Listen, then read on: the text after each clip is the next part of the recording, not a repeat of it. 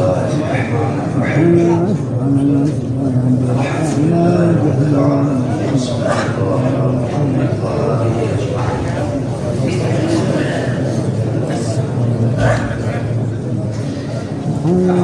السواب الذي دیا تھا پھر مسلم مرتبہ بھی یہ سوال کر چکا. میرے خیال میں شیخ صاحب کو بھی یہ سوال دے دیا ہے. عقائد کا ایک سوال ہے عقیدے کے مطابق. تو عقیدے کے جو مسائل اور سوال ہوتے ہیں اس کے لیے وقت درکار ہوتا ہے، وقت کی ضرورت ہے. اس میں دلائل پیش کرنا پڑتا ہے. قرآن کے آیات، احادیث، اقوال ائمہ معصومین علیہ السلام، عقلی دلیل، نقلی دلیل، عقیدے کی. بہرحال اس کے لیے بہت وقت چاہیے. عقیدے کے جو سوالات ہیں اس کے جواب دینے کی. لیکن اس موضوع میں کئی بار یہ سوال جو ہے دیا ہے، تو کوشش کروں گا کہ خلاصہ اجمالی طور پر اس کا جواب دوں. ہم نے ان سوالات کو پہلے بھی کئی جمعے میں دیا تھا، اس کا جواب نہیں ملا. یہ میں بھی عرض کر رہا ہوں، یہ پہلے بھی آ چکا تھا یہ سوال. اس کا سوال یہ ہے کہ کیا سارے انبیاء معصوم ہیں، جبکہ قرآن مجید میں بہت سارے ایسے واقعات ہیں کہ جس میں انبیاء کے اعمال کو اللہ تعالیٰ نے پسند نہیں فرمایا. جیسے حضرت آدم کا پھل کھانا، حضرت نوح کا اپنے نافرمان بیٹے کے لیے دعا کرنا، حضرت سلیمان کا روم میں غور کر نماز میں تاخیر ہو جانا، حضرت یونس کا اللہ کے حکم کے بغیر بستی چھوڑنا. اس طرح کے انبیاء سے ایسے افعال صادر ہوئے ہیں. تو معصوم ہوں تو پھر معصوم سے گناہ سرزد نہیں ہوتا. اصل کا سوال کا خلاصہ یہی بنتا ہے. تو نعوذ باللہ، انبیاء علیہ السلام میں معصوم ہوتے ہوئے کیا یہ گناہ انجام دے سکتے ہیں؟ یہ سوال کا خلاصہ ہے. اس کے بعد دوسرا سوال ہے کہ اگر سارے انبیاء معصوم ہیں تو ہم شیعہ صرف 14 معصوم کو مانتے ہیں. یہ ایک سوال ہے.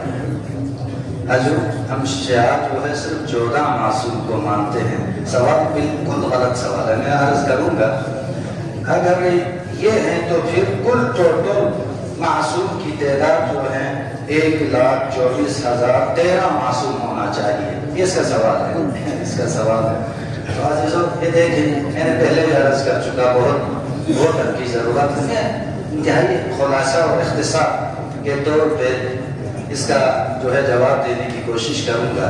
اس کے لیے علم ہونے کی بھی ضرورت ہے. اب جواب سننے کے لیے میں کیا کروں، کیسے جواب دے دوں؟ یہ سنیں، اوامر و نواہی 2 قسم ہیں. مثلا روزہ تو عام ہے. اسی طرح جو ہے جھوٹ مت بولو، غیبت مت کرو، مثلا شراب مت پیو. نہیں، ان کے 2 قسم ہیں. اوامر و نواہی کے 2 قسم ہیں. ایک مولوی ہے، ایک ارشادی ہے. 2 قسم. غور سے سنیں، یہ جو مخصوصاً یہ سوال کرنے والے غور سے سنیں. تو اوامر 2 قسم، اوامر و نواہی. تو ایک مولوی ہے، ایک ارشادی ہے. مولوی اس یعنی امر اور نہی کو کہتے ہیں جس کے انجام دینے پر ثواب ملتا ہے، جس کو ترک کرنے پر جو ہے عذاب ملتا ہے. جیسے نماز پڑھیں ثواب، نماز کو ترک کریں کل قیامت کے دن جو ہے اس کے سزا بھگتنا پڑے گا. ہی مولوی اور ارشادی. شراب مت پیو، نہیں پیا ثواب الحمدللہ، پیا کل کو جو ہے ڈنڈے پڑیں گے. اس کو کہتے ہیں اوامر نواہی. مولوی جس کے پیچھے جو ہے ثواب اور کیا ہوتا ہے، سزا ہوتی ہے. ایک اوامر اور نواہی. دوسرا قسم جس کو ارشادی کہتے ہیں. ارشادی اس امر اور نہی کو کہا جاتا ہے خدا بند عالم کی طرف سے کوئی تکلیف نہیں ہے، کوئی تکلیف نہیں ہے، جیسے واجبات ہے محرمات ہے اس کی طرح نہیں ہے۔ حکم عقل کے مطابق اس کام کے نتیجے کی طرف خدا و تعالیٰ رہنمائی فرماتا ہے۔ اس کا نتیجہ کیا ہوگا؟ اگر اس کام کو انجام دے دے تو اس کا نتیجہ کیا ہے؟ رہنمائی۔ اگر اس کام کو انجام دے دے تو اس صورت میں اس کی کوئی سزا نہیں ہے، کوئی سزا نہیں۔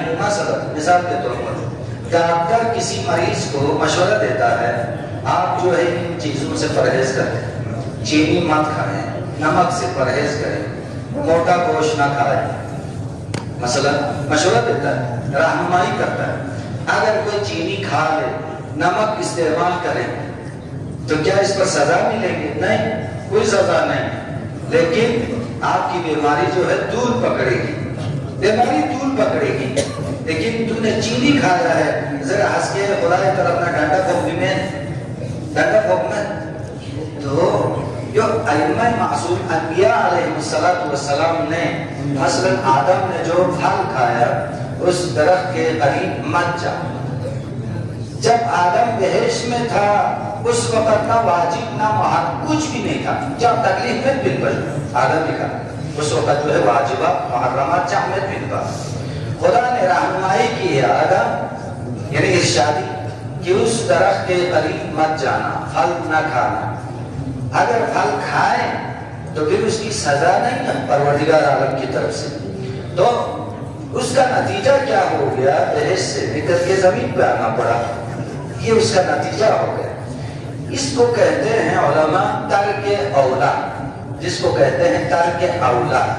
ترک اولا کا معنی ہے کہ بہت اچھے کام کو ترک کرنا، یعنی اچھے کو انجام دینا، بہت اچھے کو چھوڑ دینا۔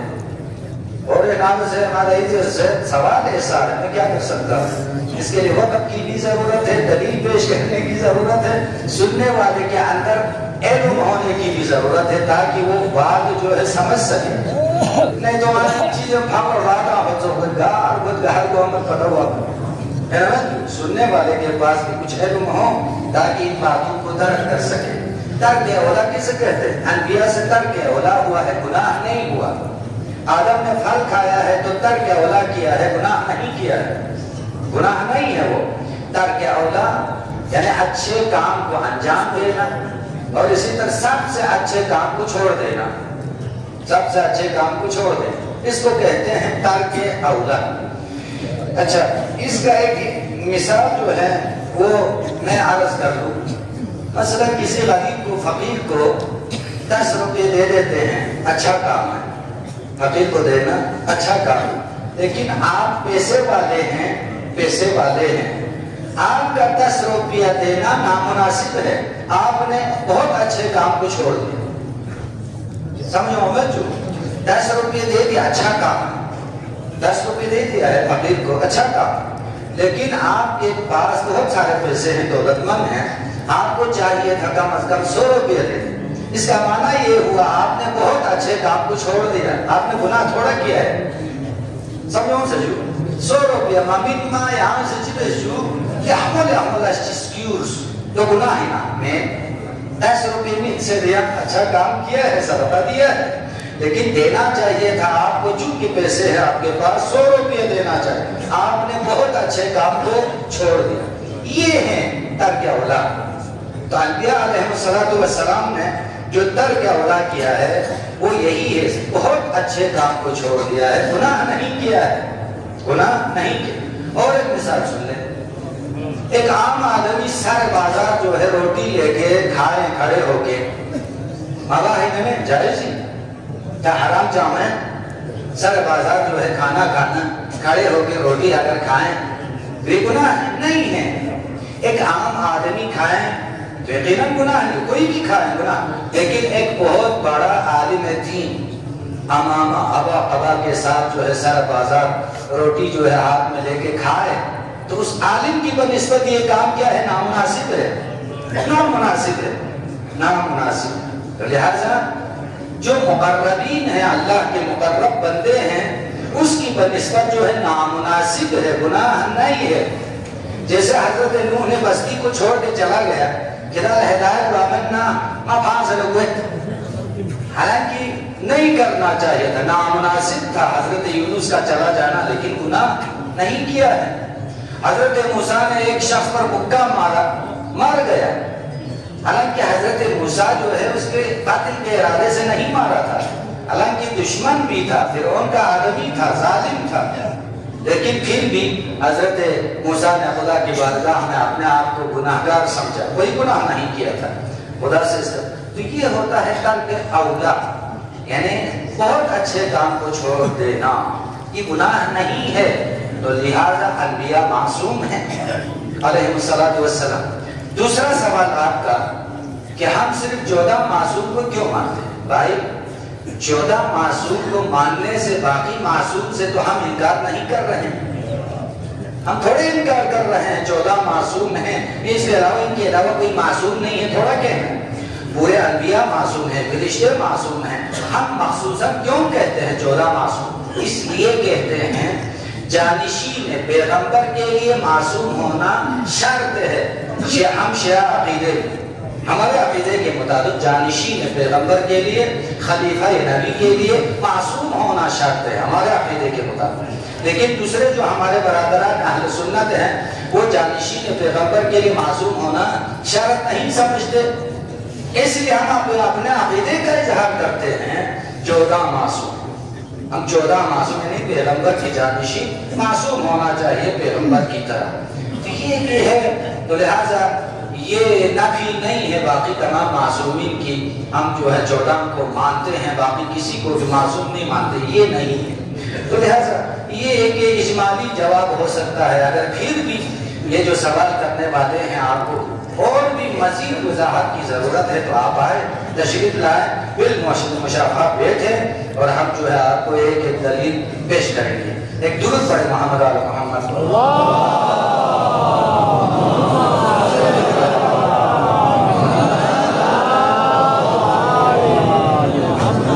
تو لہذا حسنات الابرار سیئات المقربین، اسی کا نام ہے۔ اچھے لوگوں کا اچھا کام جو اللہ کے انتہائی مقرب بندے ہیں ان کی بنسبت گناہ شمار ہوتا ہے۔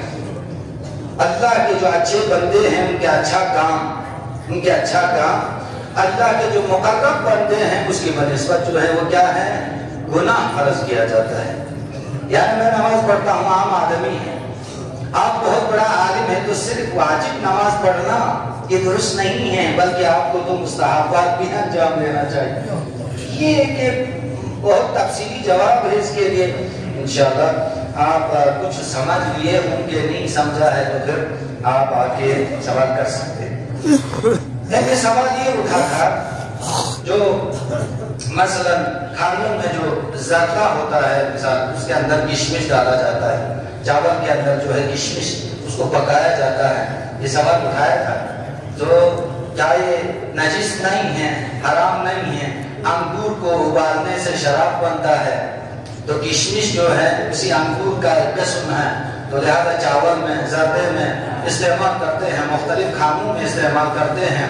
گزشتہ جمعے میں کسی مومن نے مجھے یہی کہا تھا، کسی عالم کا حوالہ دے کے اس نے کہا ہے کہ یہ نجس ہے، مثلا نہیں کھا سکتا ہے گا، میں نے تو نہیں سنا۔ تو میں آپ کو اس کا جواب جو ہے ایک تحریر الوسیلہ ہے امام خمینی کا اور منہاج الصالحین آیت اللہ سیستانی کا، اس کی عبارت آپ کے سامنے پیش کروں۔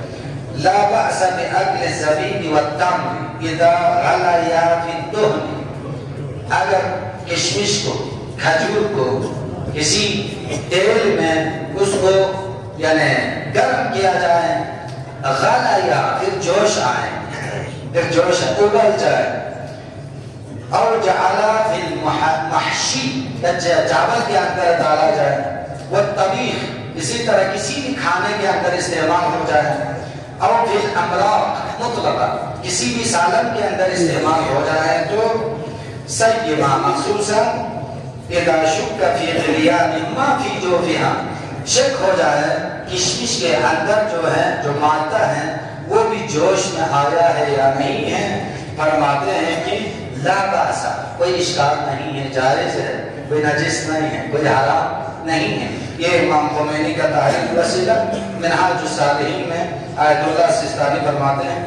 يجوز وزن التمر والزبيب والکشمش، کشمش اور کھجور وغیرہ جو ہیں وہ رکھ سکتے ہیں، جائز ہیں، فی المطبوخات کھانے کی چیزوں میں، مثل المرق مثلا سالن ہے اس کے اندر، اسی طرح چاول ہیں، والطبیخ دوسرے جو کھانے ہیں اس میں وغیرہ، اس میں آپ ڈال سکتے ہیں، کوئی مسئلہ نہیں ہے۔ یہ ہے یہ سوال جو کیا گیا تھا۔ ایک سوال یہ ہے حالت جنابت ہے، مجنب ہے، جنابت کی غسل ہے، کیا وہ کسی میت کو غسل دے سکتا ہے؟ یہ سوال کیا ہے۔ پوری جنابت غسل بخصیت کو میت غسل میاں نظر میں دربنا کسل کوئی مسئلہ نہیں ہے، دے سکتا ہے، دے سکتا ہے۔ جب آپ مردے کو چھوتے ہیں، چھونے کے ساتھ جو ہے مس میت کا غسل آپ پر واجب ہوگا، اس غسل کے ہوتے ہوئے آپ غسل دے رہے ہیں، آپ غسل دے رہے ہیں، لپت اوپر غسل دو رہے ہیں، غسل بہت سے یہاں سے میت کو غسل بھی نہیں گئے۔ جنابت غسل کریت نسا میت لا غسل من منین مسئلہ میں ہے جو دو مسئلہ۔ گزشتہ جمعے میں نے ایک مسئلہ بیان کیا تھا، اگر پانی کو آگ پر گرم کرے اور جوش آئے ابل جائے اس سے وضو اور غسل مکروہ ہے، تو سوتا ہے تب سے دماغ خراب انسان۔ جب وہ پانی ابل گیا آپ اس میں دوسرا پانی ملائے، ٹھنڈا پانی، تب بھی کراہت ہے۔ آپ جوش آنے کے بعد اس کو ٹھنڈا کر لیں، ٹھنڈا کرنے کے بعد پھر آپ پھر بھی مکروہ ہے۔ سوال کو ذرا سمجھنے کی کوشش کر لے تو چھوٹ کھول کے چیز سوٹ تو وہ ہے کام خدا کے بندہ آجو دیا کا مسئلے چیزیں ناسی وضو متبع خدای منتخ لا قرآن لا دونگو تو پنیان مامد تو سے شده لقبت ہو دینے ہوں واقعا چیزیں یہاں سے شده وضو متبع بسم اللہ ذر پنیان مامد لا خدا لما نام وضو متبع بسم اللہ ذر پنیان مامد جیسا نماز لے وضو متبع یہاں قرآن ذر پنیان لے لقبت ہو کہ ماتا سے نماز ایک حساب کو لینا عجیب تو مسئلہ ماذر بیدی آپ چیزیں دی دانیاں چکو منام سے اس بسم اللہ وضو میں تو بسم اللہ ضرورین محمد قرآن سے کرنا قرآن سے ضرورین پورا قرآن سے لگمہ تھوک دے سے وضو میں پلک تھوک برما کان سے خشہ بنا دے پھر کھول نہ لے چھو کھول نہ لے وضو نہ غسل کرا دین سے تو سو تو شو سوتا لوہانا دے چپ چپ چھوٹا میں معاملے دینا کھول بچانا مکروہی لیکن در یہاں یہاں سے نک رحموس سے یہاں تو بھی کہا غسل بہنا وضو بہنا کراہتی چڑکیم تو یہاں کراہتی صلی اللہ علیہ محمد وآلہ بس اتماع سے بعض الحدیث جو ہے جو اتماع سے سفر والدارہ فی حق دائے میں معصومی علیہ السلام تمام مریض مریضہ عمل شفاء کاملہ عجل شفر سے